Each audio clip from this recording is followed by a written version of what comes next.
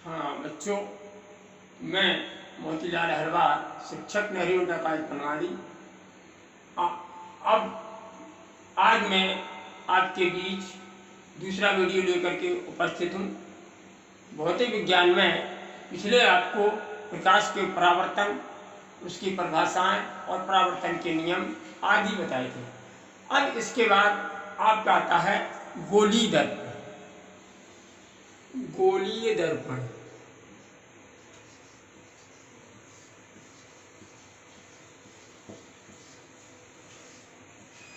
गोलीय दर्पण किसे कहते हैं? तो गोलीय दर्पण का मतलब कोई कांच का गोला है जी, इस प्रकार से कांच के गोले को काट दें और इसके दो भाग कर दें, इस प्रकार से, और इसके एक भाग पर पॉलिश कर दें, या एक बार उभरे हुए भाग पर पॉलिश कर दें और एक बार दबे हुए भाग पर। तो इसकी यानी परिभाषा हो जाती है किसी कांच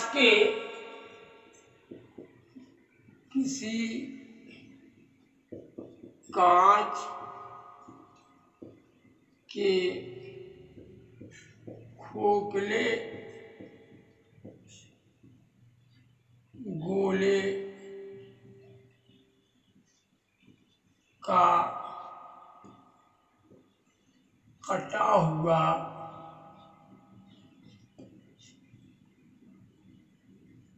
वह भाग जिसके एक पृष्ठ पर चांदी की कलई या पॉलिश कर दिया जाए तो प्राप्त दर्पण को गोलीय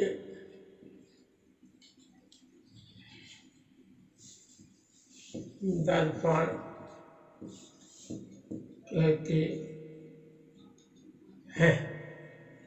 इस प्रकार से किसी कांच के खोखले गोला, एक कांच का एक खोखला गोला है का कटा हुआ वह भाग जिसके एक पृष्ठ पर चांदी की कलई या पॉलिश कर दिया जाए तो प्राप्त दर्पण को गोलीय दर्पण कहते हैं।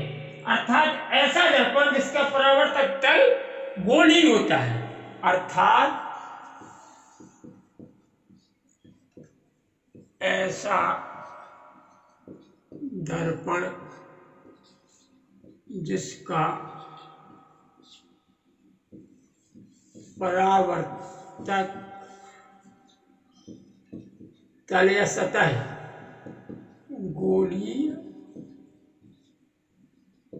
होता है, गोलीय दर्पण कहलाता है। गोलीय दर्पण कहलाता है। जिस प्रकार परावर्तक तल अर्थात ऐसा दर्पण जिसका परावर्तक तल गोलीय हो, तो इसके हम यदि दो भाग कर दें तो दो भाग करने पर इसकी आकृति इस प्रकार से हो जाएगी। एक आकृति हो जाएगी इसकी जे हो गई, और एक आकृति इसकी जे हो जाएगी। तो हाँ, तो देखिए बच्चों, मैंने आपको गोलीय दर्पण की परिभाषा जे हो गई कि किसी कांच के खोखले गोले का कटा हुआ वह भाग जिसके एक पृष्ठ पर चांदी की कलई या पॉलिश कर दिया जाए तो प्राप्त दर्पण को गोलीय दर्पण कहते हैं। अर्थात ऐसा दर्पण जिसका परावर्तक तल गोलीय होता है, परावर्तक मतलब जिससे परावर्तन हो प्रकाश, तो गोलीय होता है, उसे हम गोलीय दर्पण कहते हैं। कैसे? अब ये था कांच का गोला खोखला कटा हुआ, अब इसके एक भाग पर पॉलिश कर दें। जैसे हमने मान लीजिए इसके बाहरी भाग पर पॉलिश कर दिया, जो इस प्रकार से हो जाएगा, बाहरी भाग पर पॉलिश कर दिया और इसके हमने मान लीजिए अंदर वाले भाग पर पॉलिश कर दिया, ये हो गए पॉलिश।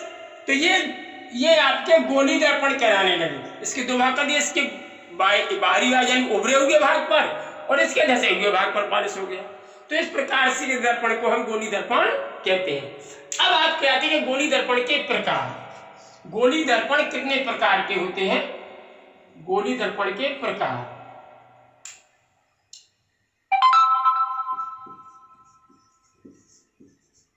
गोली दर्पण के प्रकार। गोली दर्पण कितने प्रकार का होता है? तो गोली दर्पण दो प्रकार का होता है। गोली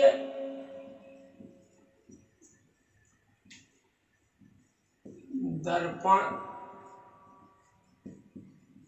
दो प्रकार का होता है। नंबर एक अवतल दर्पण,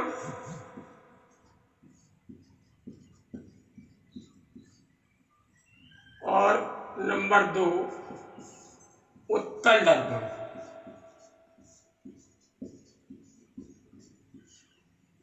अवतल दर्पण और उत्तल दर्पण। अब अवतल दर्पण कौन कहलाता है? तो अवतल दर्पण की परिभाषा है। अवतल दर्पण देखिए इस प्रकार से,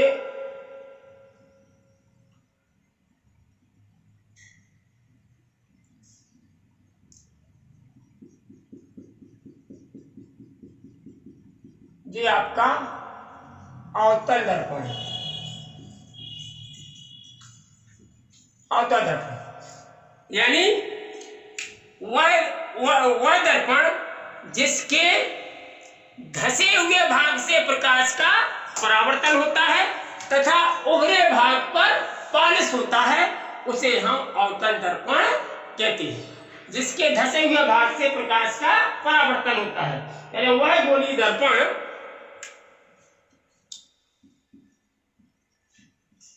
वह गोलीय दर्पण जिसके दबे पृष्ठ या भाग से प्रकाश का परावर्तन होता है तथा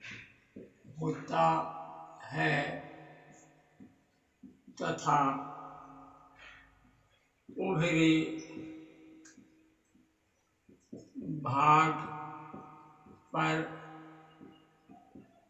पॉलिश होता है, अवतल दर्पण कहलाता है। अवतल दर्पण कहलाता है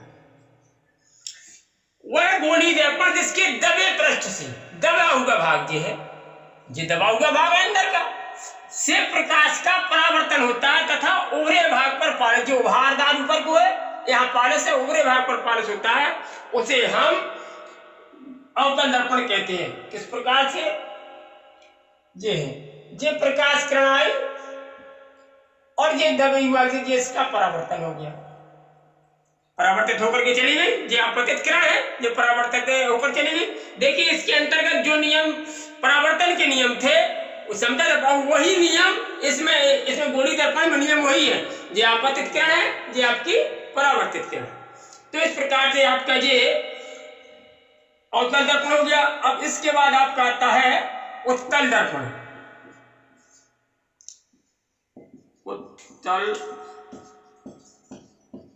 दर्पण, देखिए उत्तल दर्पण क्या है? उसी प्रकार से है वह गोली दर्पण जो आपका उत्तल दर्पण है। वह गोली दर्पण जिसके उभरे भाग से प्रकाश का परावर्तन होता है, उभरे हुए भाग से यहाँ से प्रकाश का परावर्तन होता है और दबे हुए भाग पर पालिश होता है, दबे हुए भाग पर पालिश होता है, उसे हम उत्तल दर्पण कहते हैं। इस प्रकार से जैसे मान लीजिए जो आपकी आपतित किरण जी आई और परावर्तित होकर के ये चली गई, तो इसे कहेंगे हम ये उत्तल दर्पण, उत्तल दर्पण। परिभाषा हुई इसकी, वह गोलीय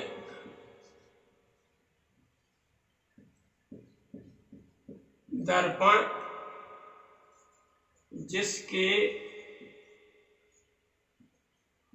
उभरे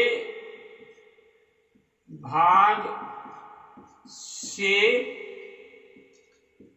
प्रकाश का परावर्तन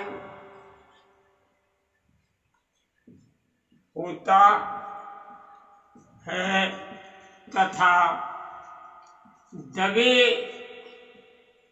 भाग पर पालिश होता है, उत्तल दर्पण कहलाता है। उत्तल दर्पण कहलाता जे आप क्या उत्तल दर्पण उभरा हुआ भाग ये है, उभरे भाग से प्रकाश का परावर्तन, ये आपकी आपतित किरण है, ध्यान की वही चीज है आपतित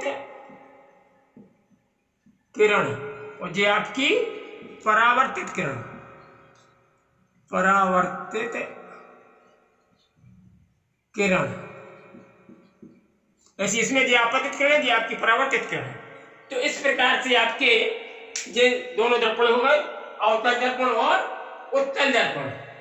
आपके ध्यान रखिए ये आपके परावर्तक पृष्ठ कहलाते हैं। जैसे इसका है तो ये नाम है इसका परावर्तक पृष्ठ, परावर्तक पृष्ठ। इसका ये कहलाएगा परावर्तक पृष्ठ, परावर्तक पृष्ठ, जहां से प्रकाश का परावर्तन हो उसे हम परावर्तक पृष्ठ कहते हैं। अब आपकी दर्पण से संबंधित, गोली दर्पण से संबंधित आपकी परिभाषा है, तो आपको मैं आगे बता रहा हूं कौन क्या कहलाता है। संबंधित परिभाषा,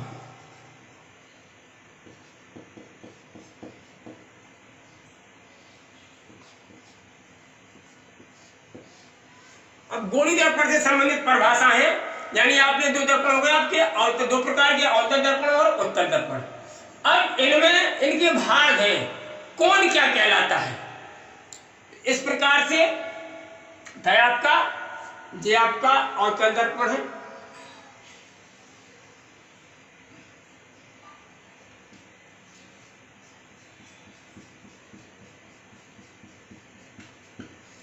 और ये आपका उत्तल दर्पण है।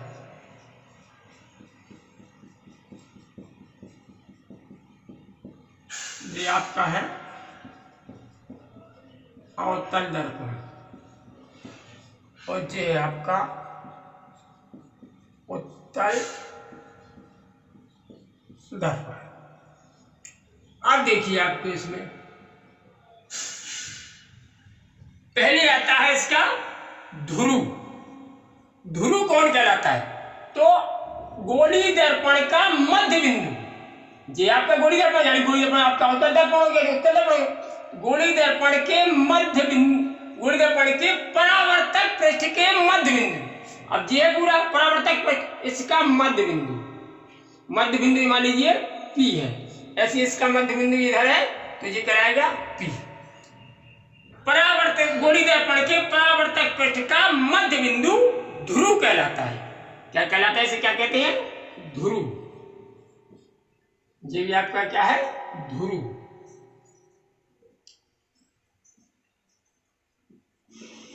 ध्रुव, तो देखिए आपका ये है पहला है आपका ध्रुव, इंग्लिश में कहते हैं इसे पोल।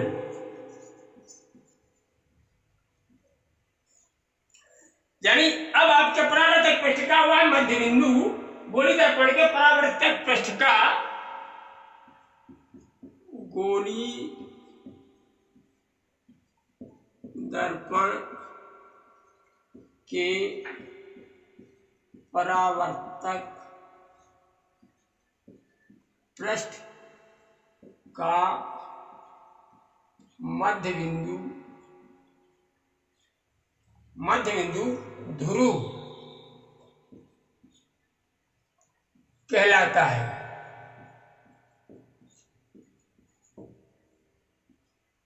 इसे P से व्यक्त करते हैं,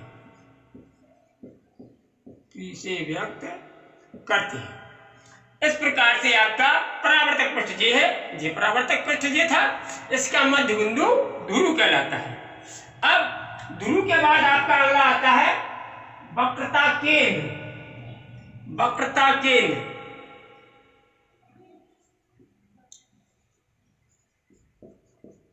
वक्रता केंद्र। अब देखिए वक्रता केंद्र की परिभाषा किस प्रकार से हो जाएगी कि गोली दर्पण के परावर्तक पृष्ठ जिस खोखले गोले का भाग होता है, गोली दर्पण का परावर्तक पृष्ठ जिस खोखले गोले का भाग होता है, उस गोले के केंद्र को, अब ये है अगर इसको कर दे तो पूरा गोला बन जाएगा यहाँ से, तो इस गोले का जो केंद्र होगा, गोले के केंद्र, ये केंद्र वाली केंद्र को व्यक्त करेंगे हम C से, गोले का केंद्र होता है उसे हम वक्रता केंद्र कहते हैं। इस प्रकार से जी। और जी तो देखिए अवतल दर्पण में आप देख रहे होंगे, अवतल दर्पण में जो गोले का केंद्र है वो परावर्तक पृष्ठ की ओर है, और इसमें उत्तल दर्पण में जो गोले का केंद्र होगा वो जो है दर्पण के परावर्तक पृष्ठ के पीछे की ओर होगा। ध्यान रखना ये चीज कि इसमें वक्रता केंद्र आप यहां आंगली मत कर देना। उत्तल दर्पण वक्रता केंद्र कहाँ है, क्योंकि गोला बनेगा आपका ऐसा, ठीक है। तो अब आता है वक्रता केंद्र। गोली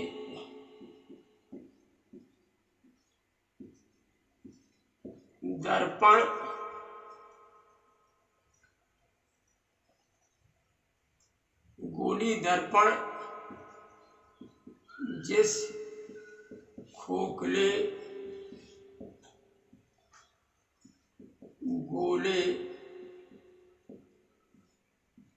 का भाग होता है, उस गोले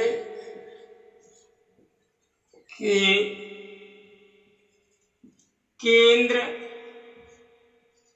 को वक्रता केंद्र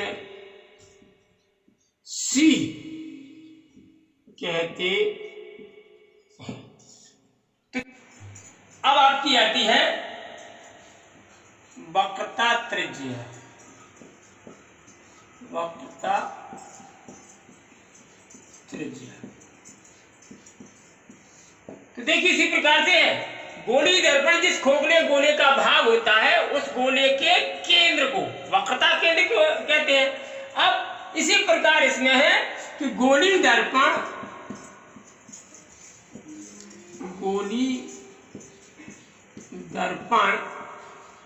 जिस खोखले गोले का भाग होता है, उस गोले की त्रिज्या को वक्रता त्रिज्या R कहते हैं। देखिए ये वक्रता केंद्र था, इधर जो इसका वक्रता उत्तल में वक्रता केंद्र था, तो जो गोले की त्रिज्या कहलाएगी जी यहाँ से यहाँ तक। तो गोले की जो त्रिज्या होगी उसी गोले की त्रिज्या को हम वक्रता त्रिज्या आर कहते हैं। ये आपकी वक्रता त्रिज्या है। जो गोले की त्रिज्या होगी उस गोले की त्रिज्या को ही वक्रता त्रिज्या आर कहते हैं। ये आपकी वक्रता त्रिज्या होगी। सीपी क्या ही आएगी, सीपी आपकी वक्रता त्रिज्या है, सीपी। इस प्रकार से अब आपका चौथा आता है मुख्य अक्ष।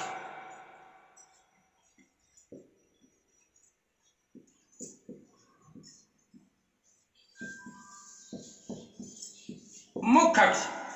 अब मुख्य अक्ष की सीधी ये है कि परावर्तक पृष्ठ के ध्रुव तथा वक्रता केंद्र को मिलाने वाली रेखा को मुख्य अक्ष कहते हैं। ये वो ध्रुव और ये वक्रता केंद्र, इसको मिलाने वाली रेखा को मुख्य अक्ष। ये आपका मुख्य अक्ष पूरा है।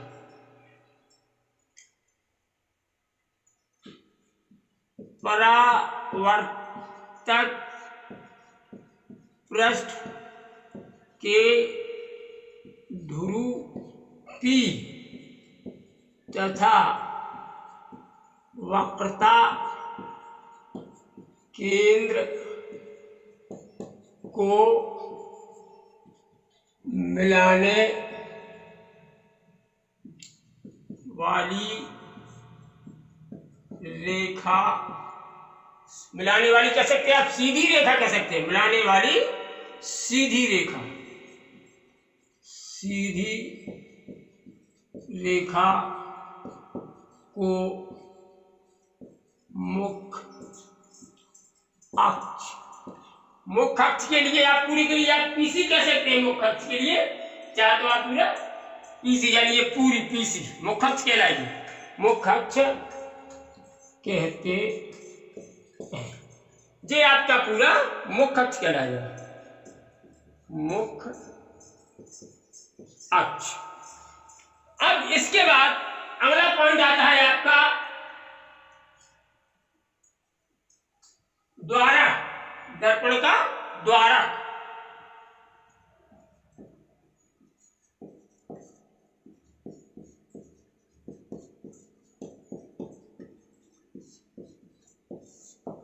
देखिए अब दर्पण का द्वारक आपका अगला है आपकी परिभाषा। दर्पण का द्वारक गोली दर्पण के परावर्तक पृष्ठ का व्यास।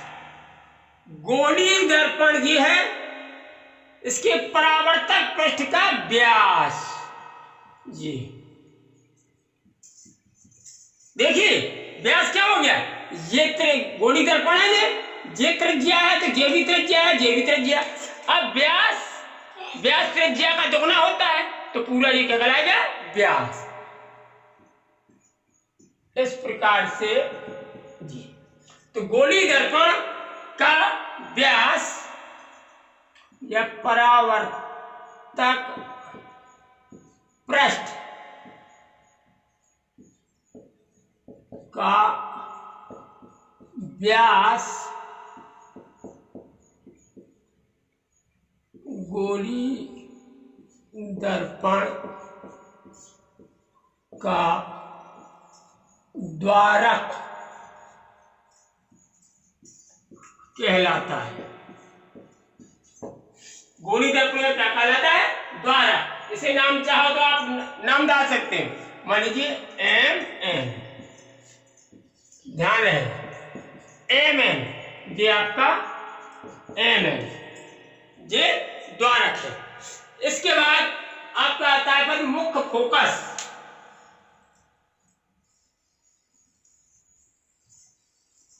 आता है मुख्य फोकस।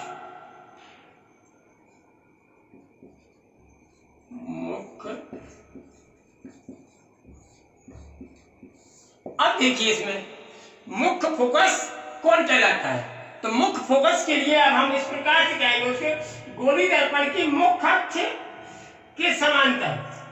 गोली दर्पण ये है आपका, ये गोली दर्पण है, तो मुख्य अक्ष के समांतर आने वाली किरणें परावर्तन के पश्चात मुख्य अक्ष के जिस बिंदु पर आकर के मिलती है उसे उसे हम उस बिंदु को मुख्य फोकस कहते हैं।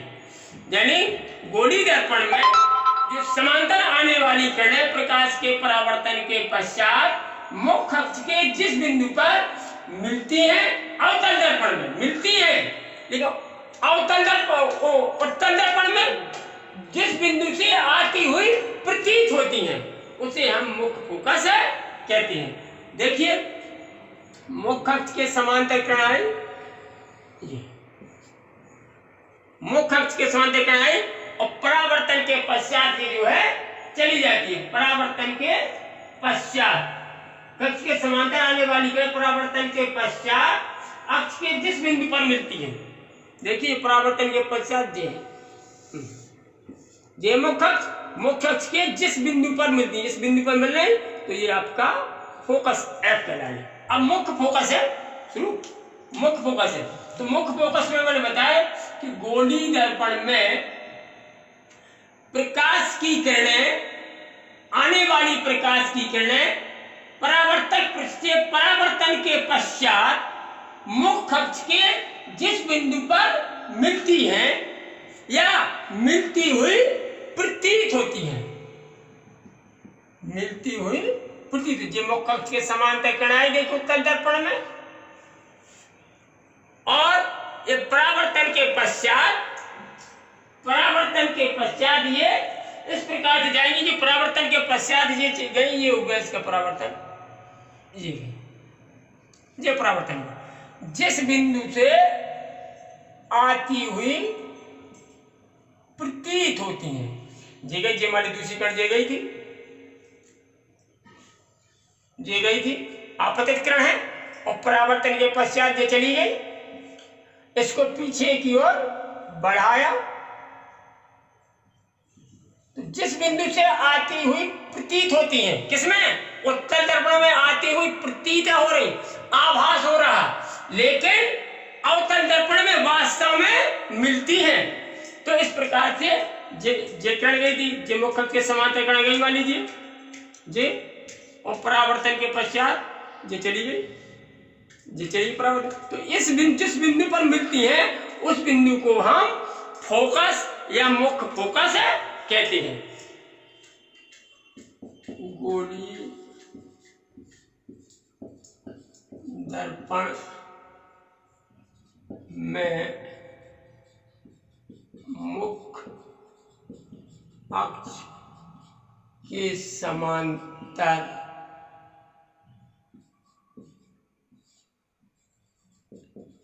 आने वाली प्रकाश किरणें परावर्तन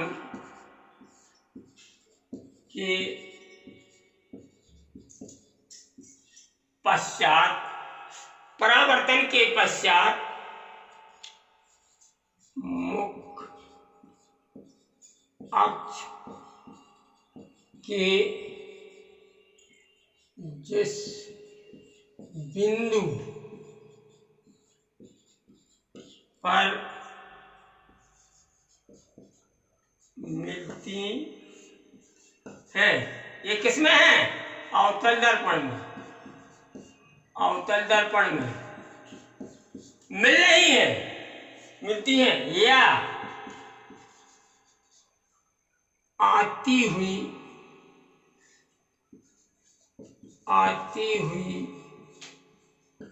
प्रतीत होती हैं, प्रतीत होती है। ये किसमें है, उत्तल दर्पण में। उत्तल दर्पण में आती हुई प्रतीत हो रही हैं और अवतल दर्पण में वास्तव में मिलती हैं, प्रतीत होती हैं। उस बिंदु को मुख्य फोकस या फोकस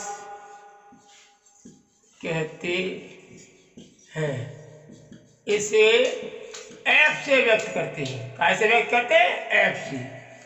एफ से व्यक्त करते हैं।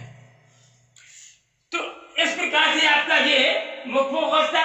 और भी इसकी एक चीज और ध्यान दीजिए, इसमें अतः जो परावर्तित किरणें फोकस एफ पर वास्तव में मिलती हैं, अवतल दर्पण से परावर्तित किरणें जैसे बताया मैंने वास्तव तथा अवतल दर्पण में प्रकाश किरणें वास्तव में मिलती है, अतः इसका फोकस वास्तविक होता है। अतः इसका फोकस, अतः अवतल दर्पण का फोकस वास्तविक होता है, वास्तविक होता है। इसमें क्या जब प्रतिबिंब पढ़ेंगे आप वास्तविक प्रतिबिंब बनेंगे, तो इसका अवतल दर्पण का फोकस कैसा होता है, वास्तविक, तथा उत्तल दर्पण में प्रकाश किरणें कैसी आती हुई प्रतीत होती हैं। प्रकाश किरणें परावर्तित किरणें फोकस एफ से प्रकाश किरणें परावर्तित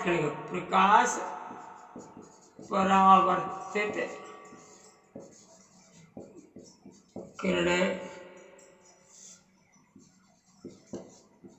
फोकस एफ से आती हुई प्रतीत होती हैं, आती हुई प्रतीत होती हैं। अतः इनका इसका फोकस कैसा, आभासी होता है। अतः उत्तल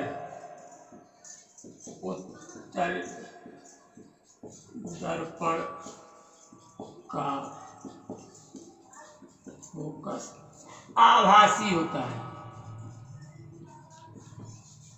आभासी होता है। देखिए इसमें देखिए आती हुई फोकस से ये किरणें कैसे परावर्तन के पश्चात परावर्तित किरणें ये फोकस से आ रही है ऐसी प्रतीत होती है, इसलिए इसका कैसा होता है, फोकस आभासी होता है, इसलिए इसके प्रतिबिंब उत्तल दर्पण के आभासी बनेंगे। तो इस प्रकार से आपका ये मुख्य फोकस था। अब इसी में और थोड़ा इसी में समझ लीजिए आपकी फोकस दूरी आती है, फोकस दूरी, यह अगला पॉइंट,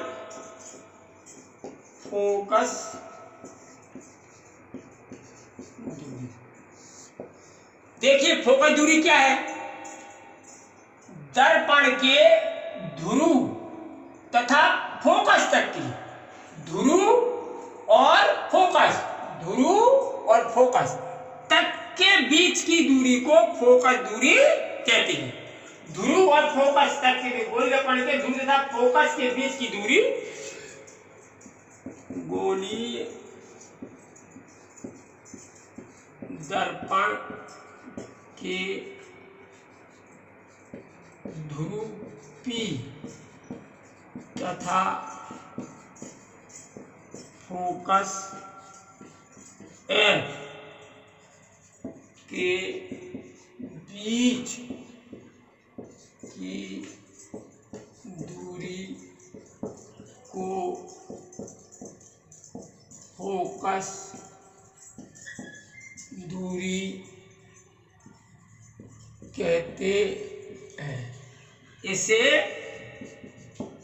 स्मॉल है, क्या पहले स्मॉल है से व्यक्त करते हैं।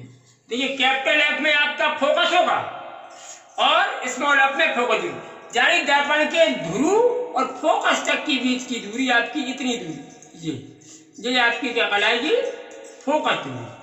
और इसे ऐप से व्याख्या करते हैं। और इसमें मैंने बताया इसके नियम, परावर्तन के जो इसमें परावर्तन के नियम है वो इनके गोली दर्पण के भी नियम है। अब बच्चों नमस्कार, थैंक यू, धन्यवाद बहुत बहुत आपको। तैयारी आप लोग बराबर करते रहिए, नोट्स बनाते रहिए। देखिए मैं बार बार आपसे रिक्वेस्ट कर रहा हूँ कि और भी अन्य बच्चे हैं उनको आप अपने एडमिन कर लीजिए, व्हाट्सएप पे जोड़ लीजिए, क्योंकि जैसे ही जब भी स्कूल खुलेंगे तो आपका कोर्स इतना प्रसर जाएगा, आगे से प्रारंभ हो जाएंगे। इसलिए सभी बच्चों को जागरूक कर दें और अधिक से अधिक बच्चे जुड़े और सभी विषयों का सभी हमारे साथी शिक्षक साथी सभी लोग लगे हुए हैं, अपने अपने सब्जेक्ट का वीडियो बना रहे हैं और आप लोगों को तक पहुंचा रहे हैं। इसलिए अधिक से अधिक बच्चे जुड़ जाएं और अपना कोर्स जो है अभी से कंप्लीट करते जाएं। धन्यवाद, बहुत बहुत आपको बहुत बहुत धन्यवाद। और इसके साथ साथ कोरोना पर अपनी विशेष सावधानी रखें, दूरी बनाए रखें, अपने हाथ वाथ को साफ करते रहें, घर से बाहर न निकलें। धन्यवाद, नमस्कार।